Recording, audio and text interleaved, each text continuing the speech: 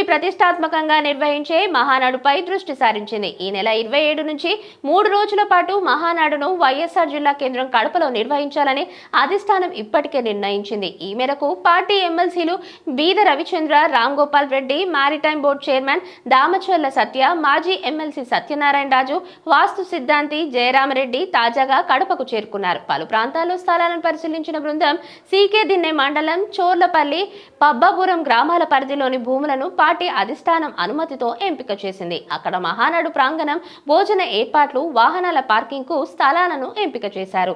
ఈ స్థలం కడపను తిరుపతి, చిత్తూరు, అనంతపురం, హైదరాబాద్ మార్గాలతో కలిపే దిశగా ఉందని చెబుతున్నారు. స్థానిక ఎమ్మెల్యే పుత్తా కృష్ణ చైతన్యరెడ్డి ద్వారా భూముల యజమానుల నుంచి నిరభ్యంతర పత్రాలు తీసుకున్నారు. ప్రత్యేక సమావేశంలో శాటిలైట్ మ్యాప్ ద్వారా మహానాడుకు అవసరమైన స్థలాల వివరాలను బృందానికి కమలాపురం ఎమ్మెల్యే వివరించారు. మరింత స్థలం అవసరమైన రైతుల అనుమతి తీసుకోవడానికి సిద్ధంగా ఉన్నట్లు తెలిపారు.